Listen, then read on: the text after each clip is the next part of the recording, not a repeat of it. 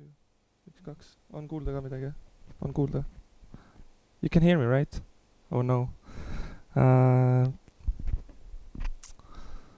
So setting up the computer doesn't have to take 5 minutes, apparently. Just 30 seconds or so. So thank you very much also, Paul, for this introduction. And I have to correct you on certain things. Not everything, but you said that the I think tax declaration takes around 5 minutes, which is nice, but in our case the last data was it's around 3 minutes now. We have to improve it. It's not good enough. And we want to actually set it up in a way where you don't have to do anything at all. I know in some European countries you kind of already can just, wait until your government maybe sends you an SMS or email. We're not there yet, but we want to be in the future, so that this year when I did my taxes, I did it in a bus driving from Tallinn to Tartu on this device, actually, this cell phone. It took me less than 2 minutes, but I'm really fast as well, and the response was instant. So as you said, the return wasn't very big. Quite often it isn't. In my case, 107 euros, but still money found on the ground. And I did that Monday evening, 8 p.m. So at my own time, my own convenience, my own location. And the money that the government owed me, 107 euros, was on my bank account Wednesday morning, 10 a.m. So this is, it's okay. I would have preferred it on Tuesday, but I can live with it. What I'll do today is I will go through the process of going digital for Estonia, how we did it, why, when, what was the purpose of it, and what are the benefits. So not only benefits for the government, but also for the people and the entrepreneurs. What I also will do, I'll show you a couple of demos. One of them will be the voting demo, because we actually do have elections now, and we can vote over the internet. However, I cannot, I think, show it to you because it was now just opened 1 minute ago. I haven't set it up yet, but I can show an identical solution, which is basically a demo solution, but it looks exactly the same. And then maybe shed some background information also why we went vote over the internet, and why do we think that it is more secure than paper-based voting as well, which is maybe a bit provocative statement to say. And then of course I hope we have questions as well, and time for questions a bit at least, and try not to fry me too much about digital things, but I'll try to have the best responses available, of course. So the very first question that we usually encounter, I nearly got the blue screen of death here from Windows, but not just yet. Okay, here it is. So the main question usually that we get is, why did Estonia go digital? And if you talk about digitalization today, it's not spectacular, it's not sensational. Everybody talks about it. We had in Europe, so we had the German elections 2 weekends ago, right? And there were several candidates, but the main candidates, really, what I would call the main one, Mr. Schulz and Frau Merkel, let's say, they both had some sort of digitalization in their agenda. So huge, let's say, or big European countries are talking about it. If I remember correctly, then Macron, so the president of France, has said that by 2022 France wants to implement similar digital solutions and run a similar digital society that Estonia is running already. And we can see these trends all over Europe. But in 1992, 93, 94, not many countries were talking about digitalization. So what was so different about Estonia? And I think the main reasons really lie behind these two numbers. The fact that we have 1.3 million people, and we don't see really many, this number increasing rapidly. And the other fact is that we still have to run a government that size-wise is bigger than Switzerland, also bigger than Belgium, also bigger than the Netherlands, also bigger than Denmark, excluding Greenland, of course. I have to add this always. So if you add these two numbers, you can see that the density of population is really low, and especially outside of Tallinn. And if you come from countries that have millions of people, you come to Tallinn, you think that it's like a ghost town. For us, Tallinn looks crowded always. So outside of Tallinn, there's barely any people you can see, which means it's really difficult for the government to provide services for these people. One option is that you can build government offices in every single village, every single town of Estonia, and then go bankrupt. And why bankrupt? Well, because quite frankly, our annual budget for everything in 1992, so for defense, education, social welfare, everything included, was 130 million euros. This is not a lot of money for a country. Me personally, it's a decent amount, but for a government, this is not a lot. This year, of course, we reached the 10 billion mark now. The first time for our country, so the budget is over 10 billion. Sorry, did I say 10 million? 10 billion. But back then, 130 wasn't too much. So we had to be creative. We had to find another way how to provide services for everybody, and we realized quite fast that the objective is not really to build offices and provide services like that. The objective is to make sure that everybody has equal access, and the best way to do it was to go digital. And if the government office is basically on everyone's desk, if the computer becomes the government office, we don't really have to build government offices. And this what we also realized during this process is that there are certain important things that you need to have in order to build that system. We thought that money is one of the most important things, and then at the same time, like that, buying world famous brands of technology, their crazy expensive licenses is also most important. Turned out not to be. One of the first things that the Estonian government did, they put up a delegation and went over the Atlantic Ocean to buy new technologies from IBM, Microsoft, Cisco, etc. And of course their licenses were crazy expensive. And although our annual budget for everything was 130 million, then the IT budget in the mid-90s was 190,000 US dollars. So that's not a lot of money to put into IT, to build the whole government IT. And with that money, as they realized in the US that this is our annual budget to build the e-state of Estonia, they kindly asked us to take a nice look at everything, but not to touch anything, because we can't afford it. Less than $250,000 US dollars is not gonna cut it. So as the delegation came back, they again realized they have to do something creative. So starting with small amounts of money, step by step, was one thing, and the other thing was that we can build those things ourselves. And we did have the competences here. I think you mentioned it briefly as well, but Estonia used to have the most supercomputers per capita in the whole world, even during Soviet times. So the competences were here. We just needed to utilize them. And what we realized is that although money is important, although technology is important, the most important thing is digital leadership, and persistent, consistent digital leadership. Not that if you change the prime minister, you change the whole agenda. You change the president, nobody cares about digitalization. This is something that we have had the privilege to have, actually, a very strong and consistent digital leadership. And where it has brought us today is a situation where we modestly can call ourselves to have a bit of moral high ground to talk about these topics. And of course, we're not the best at everything, but there are certain things we're doing kinda alright. And if you are familiar with different organizations and indexes, then you can understand that these actually numbers represent quite a lot of things for us. And well, example, if I talk about the European Commission's Digital Economy and Society Index, then the overall index last year, Estonia was, I think, number 6 or 7, not number 1. But when we talk about one specific thing, which is public sector services, we are the best providers of that. So certain aspects of certain things. What is also important for us, and this is a straightforward, direct, let's say, link between digitalization, is that today Estonia is considered to be the best tax collector in the world. So no one else in the world, no other countries is as efficient in collecting tax as we are. And the individuals can enjoy it by having pre-filled tax declarations. The information is there.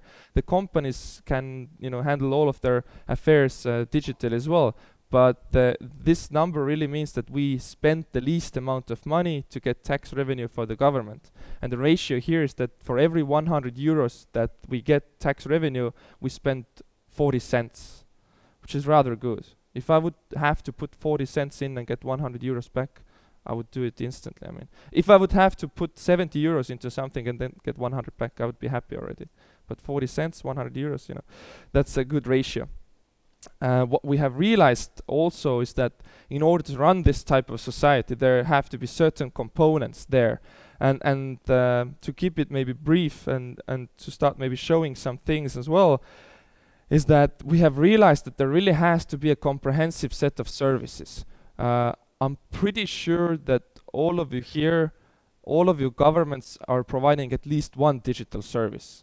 So this is not again unique to countries. They all provide some kind of digital services. But in our case, 99% of all public sector services are digital. And there really has to be a comprehensive set of those services, because if there's just one service, and usually this one service is e-tax or a derivation of e-tax, then it's something you can enjoy for, in our case, 2 minutes every year. But you really want to, enjoy the benefits all year round. You don't want to, go deal with, let's say, huge amounts of bureaucracy in other fields or other aspects of your life. Then the second thing, and there have to be benefits involved. People have to actually feel benefits. If the government just tells you, hey, use digital services, we would prefer it, nobody cares about it. But the person has to feel benefits. In our case, I mean, even the simplest thing as changing ownership of a vehicle, I can do it 2 ways. I can buy a new car, go to the road administration office, change ownership from the previous ownership to mine, and of course do it on paper, wait in line for an hour at least, and then pay 60 euros or something. The other option how to do it is that the previous owner starts the process digitally, I finish it digitally with both signed that document, and we can do it whenever we want. Takes like less than 2 minutes, and it costs you like 40 euros. So it's like 1/3 cheaper. So you would prefer to do it. There have to be benefits. Second of all, there has to be, what we have realized is there has to be access to these services. So this is basically your field now. This is what you are responsible of. Access in case of digital services really means internet connection, fast and reliable, but also affordable internet connection. And in case of Estonia, really there are no issues with that. I mean, we're talking about 3G covering all of the nation, 4G nearly all of the nation's territory. Next year implementing 5G already in Tallinn, and I know that there have been different projects to implement 5G in collaboration with different companies like Tallink, so that even on those cruise ships you would have super fast internet even before you reach the harbor and so on. So this is not really an issue. The affordability is always a question. I'll put it this way, my data plan on this phone, again, I have an unlimited data plan, which means I'm not restricted. I can watch YouTube videos 24/7, 365. I will never run out of data. Of course 4G access, which is nearly everywhere in Estonia, and it costs me 5.89 euros per month, which is not crazy expensive, I would say. I would prefer it to be cheaper, but I'm a cheap person anyways. Okay, let's say that people don't want mobile internet, you want to have broadband internet, you want it at your home, you want it with TV channels. Well, again, my personal case, I have like 130 different TV channels which I can watch whenever I want, and I can watch like 2 weeks back the TV shows that were. So they're all digital. I can record them, all that 9 yards, and I have super fast internet at home. And this is more expensive than this, of course, because it comes with TV channels. It cost me 8.99 per month. So again, I can afford both of those solutions. So it is affordable in Estonia. Now, in addition to the availability and reliability and affordability of the internet, the connection, or let's put it this way, the ways of authenticating yourself have to be secure as well. So access has to be secure.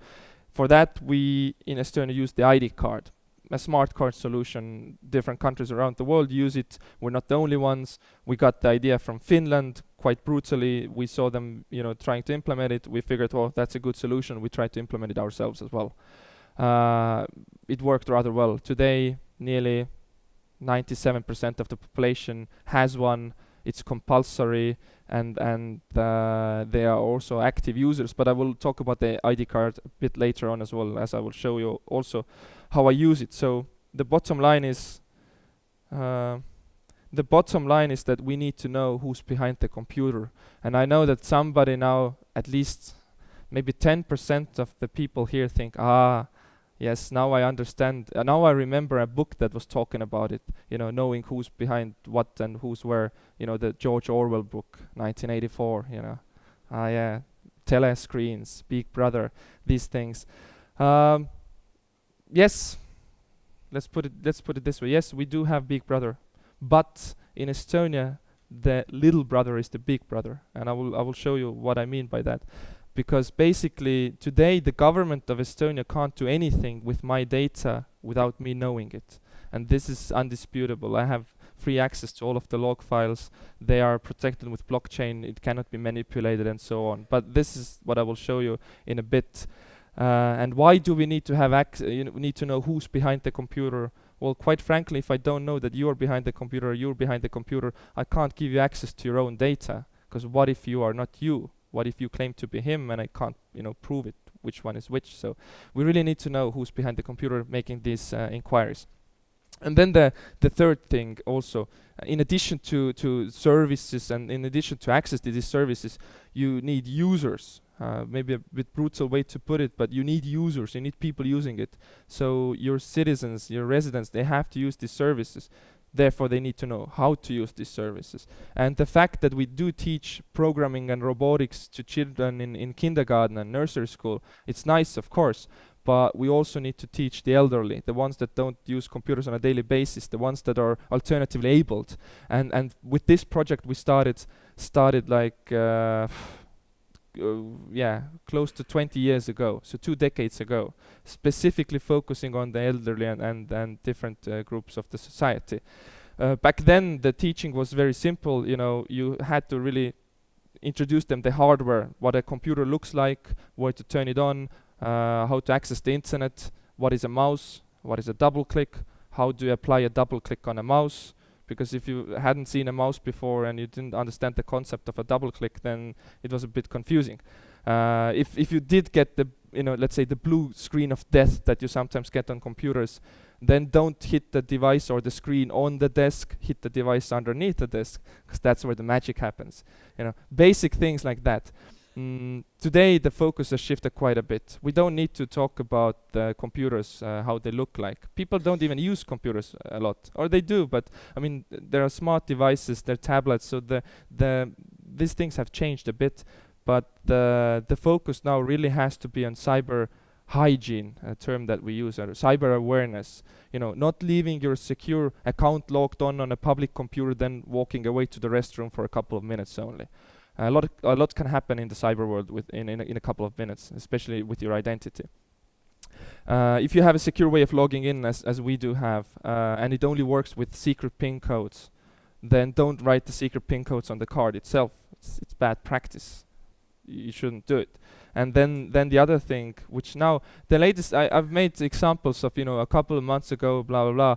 Actually, this happened now last weekend again to me. I received an email from, I think it was this time, it was from Nigeria again, and apparently it turns out they have huge amounts of money there stacked away for me, 286 million euros this time, which is significantly more than was the Estonian annual budget in 1992. And all I need to do is, I think it was send like 8,000 euros to unlock my funds, and then they will send it to me. So I made the transaction on Monday. I haven't received anything back yet. So we need to let the people know that it might happen that you don't get anything back from there as well. So if you get these type of emails, don't open them. If you have opened them, don't download the attachments. If you have downloaded the attachments, scan your computer. If you don't have software to scan your computer, get it. We have to protect you, but you kind of have to protect yourself as well. So shared responsibility. Now, it is said 99% of public sector services are accessible over the internet. Obviously, it means some things we cannot do over the internet, and for me to list all of the things we can do would take a huge amount of time. So I'd rather just, list the things that we can't do over the internet, and these are the following: we can't get married, we can't get divorced, we can't buy or sell property over the internet. Because all of these, let's call them transactions, they require the presence of a notary. So you can't do it by yourself. There has to be a person that legally, watches over you. Make sure that you understand the risks, that you're satisfied with the, I don't want to say product or service that you're getting, but essentially that you're satisfied with the transaction. Nobody's, manipulating with you. I think they've already been talking about adding blockchain to the transactions of real estate, so we might not need the presence of a notary there quite soon, but today these are the things that we have to do like that. So therefore we can't do it by ourselves. Now I will actually show you something, if everything works properly. But first I will comment on some other principles, and maybe one of them, the most important one I would say, is it's the once only principle. The other ones are important as well, and without them it wouldn't work, but the once only principle is something that a lot of people talk about today, and something that has helped us really a lot. And the concept of it really is that if the government has asked you any type of information once, regardless of which government institution it was or which level of the government it was, local municipality, central government, even in a federal state, doesn't matter. If the government has ever bothered you with a question, they should never bother you again with the same question. And in our case, it kind of works. First of all, we get really annoyed if the government asks the same question. I mean, I get annoyed if people ask the same question. But if governments that already have it stored somewhere, then why would they bother me again? And the other thing is that we also think that data not only should be used, but it should be reused. It should be used and reused by different institutions, and not only by public sector institutions, but also private sector institutions. And this is now something where people's eyes are getting bigger and bigger and bigger. Like, is this guy crazy? What about security? What about privacy? What about confidentiality? And yes, the how to say, the overall opinion that we sometimes, quite often, encounter around the world is that people think that if data is given to a government institution, then the sole purpose of this government institution is to lock this information away in a very dark room with no windows, preferably in a basement with huge doors in front of it, and they think that if they can't see now their data, then nobody can see it, which is not true. And the other thing is that what we do understand is that quite often regulations and legislations are set up in a way where if data is gathered for one purpose, it can only be used for that purpose. And also the idea is that this protects now the citizens' data, and then eyes that shouldn't see it will not see it, which again is not true. You just don't know when and how they see it. So in our case, data should be used, should be reused by different institutions, but the owner of the data always needs to know when, if, why, how this happens. So I'll try to show you something, hope it works, is that what I will make now you see is what I see on my screen, so there will be no funny business. And what I will do, I will open a browser window and go to a web page, which is the main web page of e-Estonia. So if you are a government official, or you are a entrepreneur or a citizen, and you need to use a government service, public sector service, then this is the web page you go to. There are over 1,500 different services here. You don't have to remember 1,500 different web pages, just this one. And what I want to use, what service I want to use now is this one in the bottom here. This one, security and defense and usage of personal data. So I want to know how, why, when, and who basically has used my data. Of course, in order to do that, I need to introduce myself first. I need to log in securely. So for this, I will insert the ID card to the computer. This computer has got a integrated smart card reader, so there has to be contact between the card and the computer. So press login with ID card. I'll select my certificate. I'll have to insert my secret PIN code now to authenticate myself. There are two PIN codes. One of them is to authenticate yourself, the other is to change something. You confirm to change. Or the other, basically, to put it this way, to sign digitally. This basically forms a cryptographic link between the signer and how many Estonian-speaking people in the room. This is private information. No, it's not. Don't worry. It's not. It's not. I will even put it in English. There's not much you can do with this information. Because if I've lied to the government, then you will see the lies now. That's it. But this is just general information about me. You know, my first page. If I'm insured, documents when they expire and so on, but not really important. There's so much more information in the services.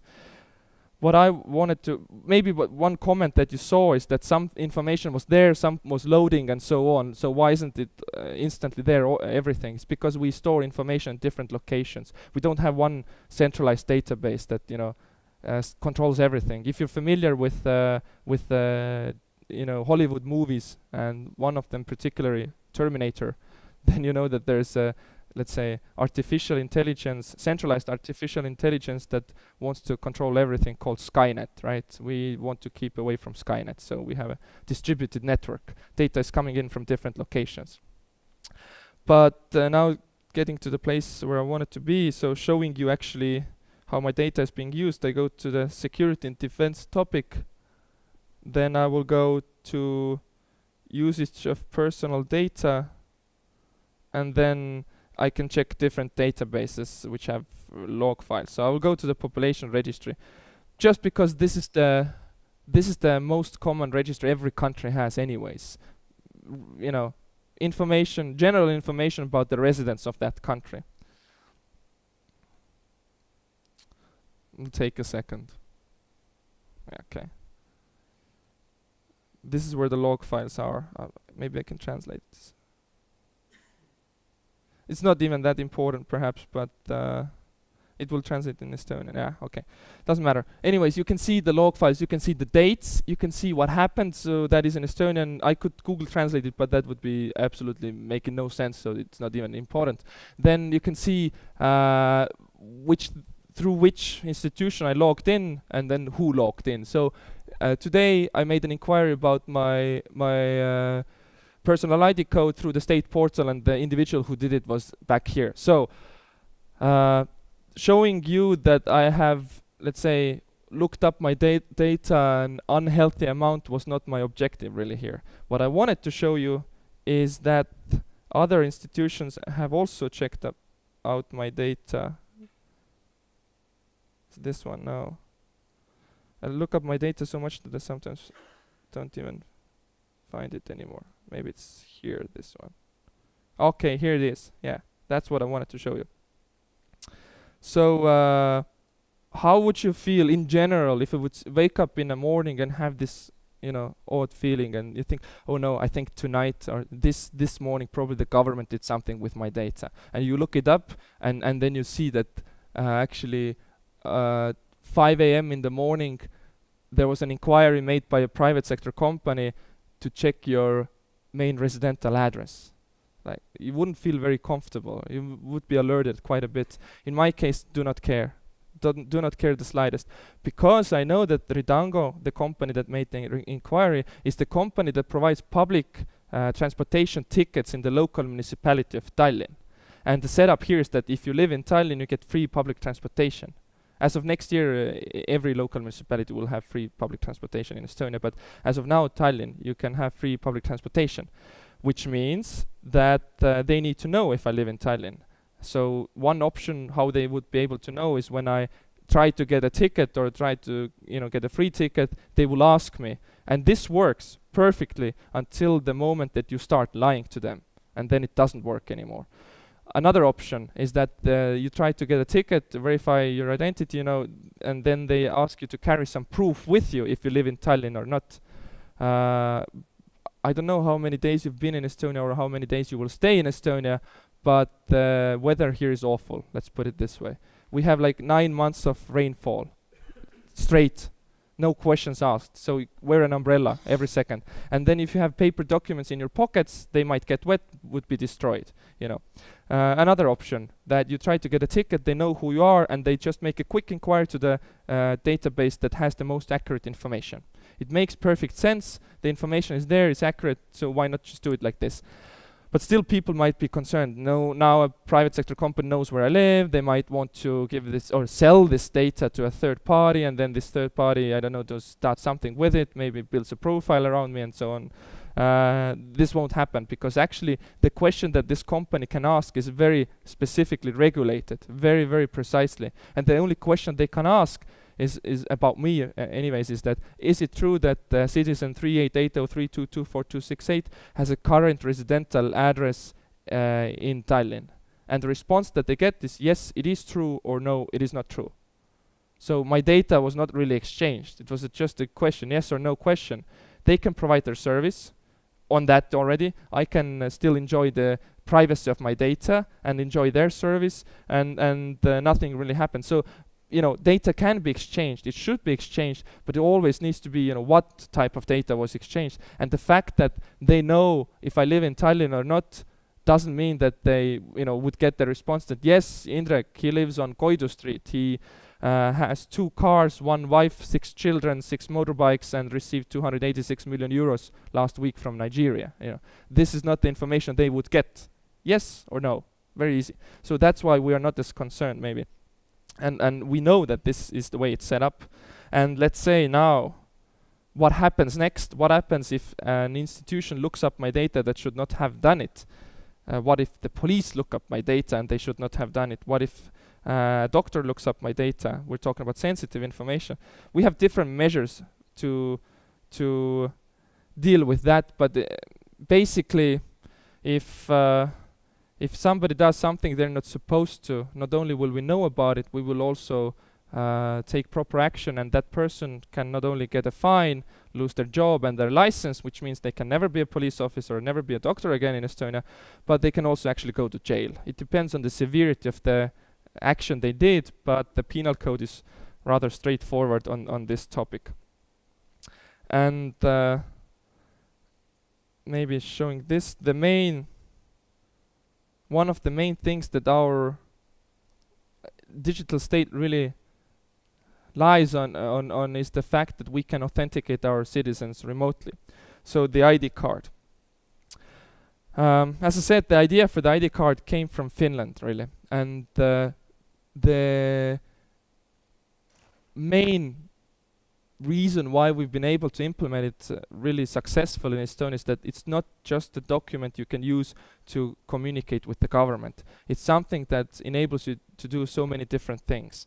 For example, when we talk about e-health and digital prescriptions, and then in case of Estonia, if I have a pre-existing condition, as so many people have, like allergies, very common pre-existing condition, you know you're allergic against something, your doctor knows you're allergic against something. Why do you have to go every time to see your doctor to get a paper prescription and then go to a pharmacy, maybe a specific pharmacy to pick it up? Makes no sense. In our case, I can call my doctor will set up a digital prescription against my allergies. I can go to any pharmacy in Estonia, I can pick it up just by showing my ID card. Rather convenient. The same solution is available in some other countries. Important thing, next year, if everything goes right, I will be able to call even if I'm in Finland, I will be able to call my doctor in Estonia. She will set up a digital prescription on my Estonian ID card. I will go to any pharmacy in Finland and pick it up as well. It's already happening. Cross-border collaboration between 2 nations in the EU. Okay, but that's just one side. The other side is that this document doesn't really hold valuable or sensitive information on it, but it's a key to authenticate myself. So actually, if different institutions can identify me using this ID card, I don't have to carry other documents with me. For example, when I'm driving with any vehicle in Estonia, I don't have to carry a driver's license with me. I need to have one, but not carry it with me. Ownership of the vehicle papers, I don't have to carry with me. Insurance papers, I don't have to carry with me. So I can just carry the ID card. If I go to any supermarket in Estonia, the majority of them already use this as a discount card. So I don't have to have 20 different discount cards in my pocket. Because that's what happens, right? Every shop you go to, they give you a discount card, so you become a loyalty member, you put them in your wallet, then your wallet breaks, you go to buy a new wallet, and then the wallet shop gives you a discount card to come back to their shop, so it's another discount card. Makes no sense. You can just have one card. So, you know, quoting again literature, not one ring to rule them all, but one thing is now the question. My vote is registered. Who registered? Where was it registered? How it was registered? I don't know. I don't understand this. So basically, we can actually verify. We do have end-to-end verification. So I can actually, there would be a QR code also on the real application. I would be able to take my phone, there's an app here, I can scan that code and I can see two separate things. I can see if my vote was registered in the server, and I can see if it was recorded for the way I gave it. So if I gave it to candidate number 1 and it went to candidate number 7, then either I made a huge mistake, which I will regret, or this computer is manipulated with.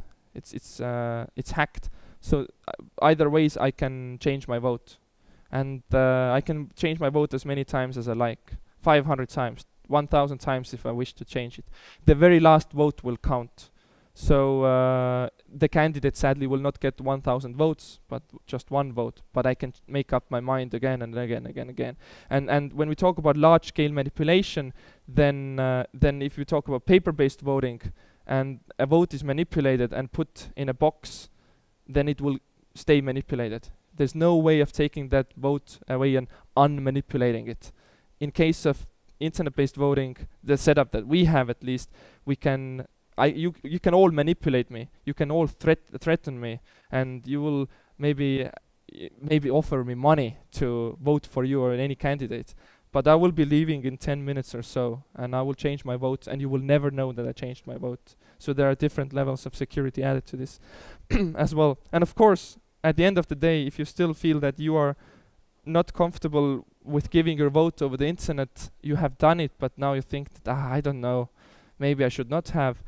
You can go to the election office, give your vote on paper, and the paper vote will overwrite digital vote anyway. So there are different measures taken. Now, quickly, I will talk about some other aspects as well, and primarily security side of the state, because this is something that people are very concerned about. And before I do that, I briefly talk about the other pillar that the Estonian e-state stands on, and that's the data exchange layer called the X-Road. Cute name, but what does it do? So I'm pretty sure all of you during your lifetime have encountered with the situation where your government or private sector institutions, they have built huge databases, invested a lot of money into it, and then built it in a certain way. And then someone else has built another database in another way and also put a lot of money into it. And then there's a third database that is also built in maybe a third way, in third programming language, in a different time, and also a lot of money has put into it. And now they want to communicate with each other, but they just lack the interoperability. They cannot exchange data because they've been designed in so different ways. This solves that problem. Same way in Estonia, our databases were built by different institutions in different ways, but they can still now all communicate with each other. Best example maybe is that, as I said, Estonia and Finland are already exchanging data cross-border digitally. When we were building our databases, we weren't really, coordinating how to build them. But now we can exchange data, because that's what the X-Road does. The balance between data protection and availability of data. And the other question, of course, is the cyberspace and cybersecurity. And today, since the X-Road was implemented in Estonia in 2001, it has been running without interruption. Nobody's ever been able to breach it. Nobody's ever had access to the data they're not supposed to have. So we can say with confidence that until now we have proven to have a perfect track record. And this is also why people do trust the Estonian system. At least Estonians do trust the Estonian system. Their data has been kept secure. But to talk about really the main aspects of security, we cannot get around the third most, maybe I shouldn't say most important, but I'd say without this one, we would be in trouble. So the fact is that we need to know who's behind the computer, to know to which data the person should have access to. The fact is that there has to be a balance between data protection and availability of data. Your data has to be available for you, protected against me. My data has to be available for me, but protected against you. What if these two things fail? What if still somebody is able to breach the system? Today nobody has been able to do it, but what if it happens in the future? You want to have the common courtesy that you know that this happened.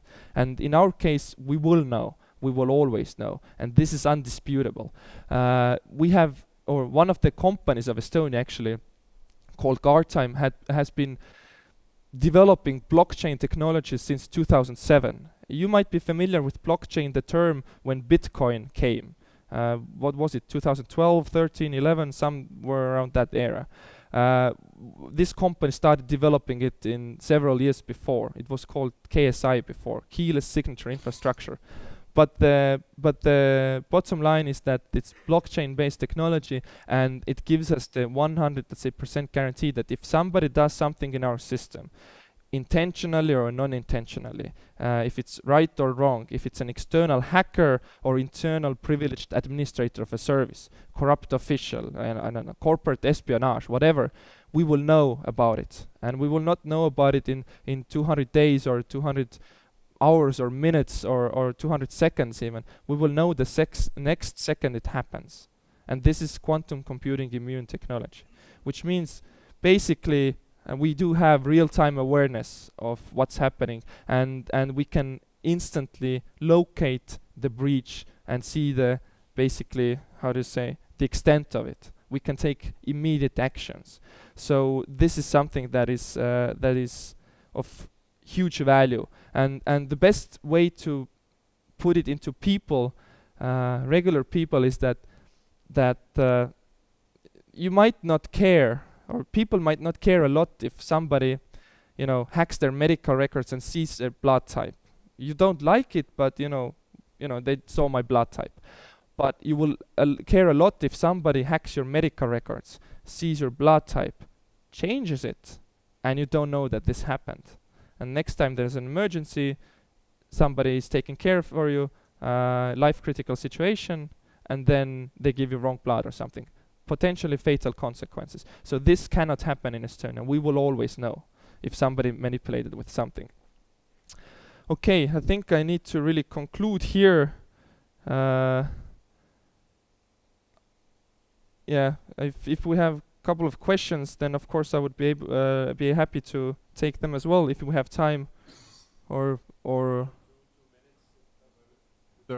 Are there any questions that came in through the app?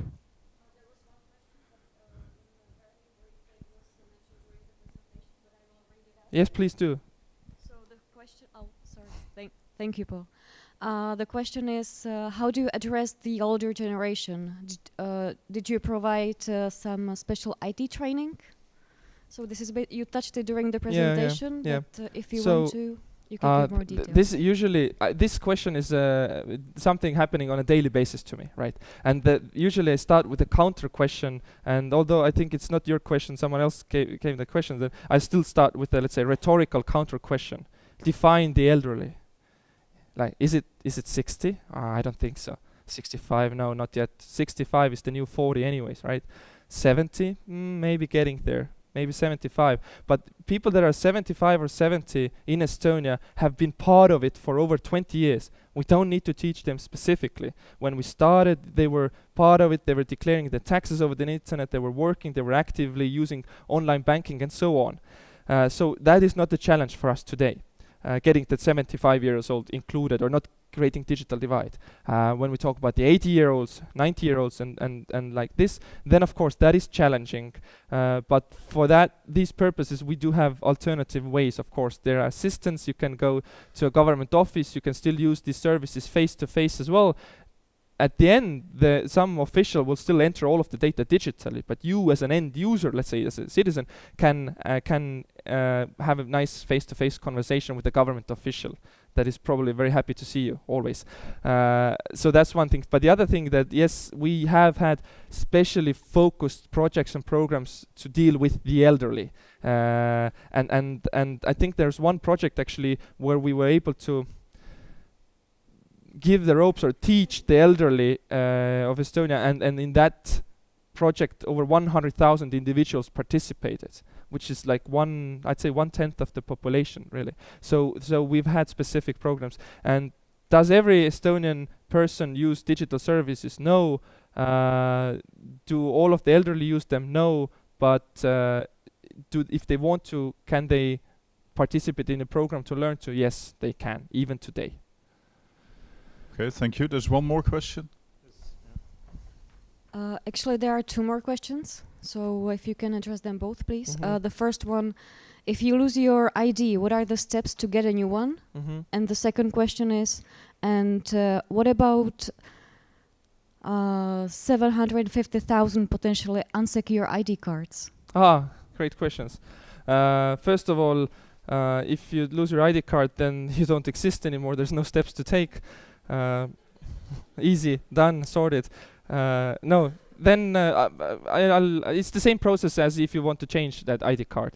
Of course, if you lose it, then the first one, which is a bit different step, would pick up the phone, call 1777, cancel the certificate. So nobody would be able ever to use it. Although they shouldn't be able to use it anyways, because nobody's supposed to know your secret PIN codes. But if they do know for some reason, if you have foolishly given it to someone else, you can still cancel the certificates. Then afterwards you apply for a new one. You'll wait 2 days, you get a response from the police or border guard. They will tell you where to pick it up, basically, or you have already told them where to pick it up. They will let you know that you can pick it up now.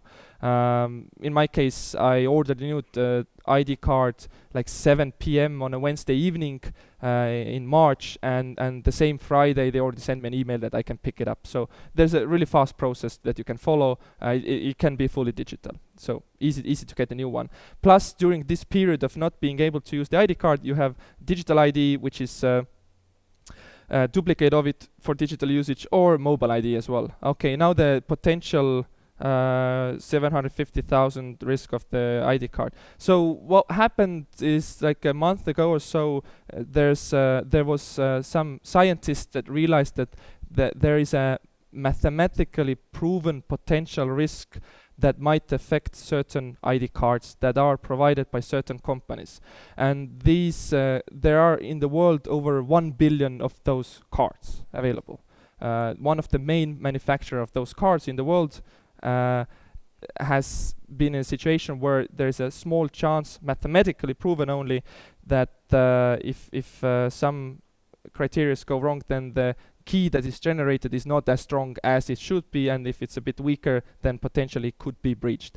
Until this day, there's no knowledge of anyone being able to breach it at all, because, as I said, until this day, this is just still a mathematical risk. And we have 750,000 ID cards that use this technology of that time period, which means that 750,000 could be potentially carrying that risk. 0 could be potentially carrying that risk, but none of them has been breached. And maybe to address what have we done, we had a press conference, and in 2 weeks we already came up with a solution, changing basically RSA cryptography to elliptic curve cryptography, which basically eliminates that issue. We will start remote update of these ID cards now in the next couple of weeks, and then this way, even though these cards might have a potential malfunction, it will never be happening. It can never actually happen in reality in case of Estonia. What others are doing with their 1 billion ID cards around the world, I'm not really sure. But as I said, ours is just a very small amount of it. Well, perhaps the others can learn from you then, huh? Well, it brings us to the end of this session. I think you gave us a great insight in what's been happening here in... oops. Yeah, that's non-digital. Yeah. Probably not Estonian made either.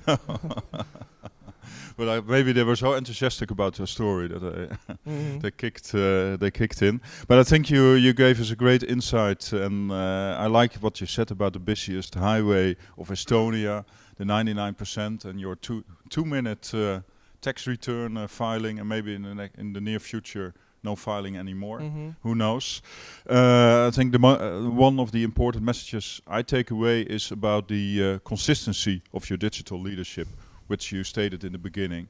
Make sure that you continue with the mission. I think that's a clear message to all of us. So please join me in thanking Indrek for his story. Thank you very much. Thank you.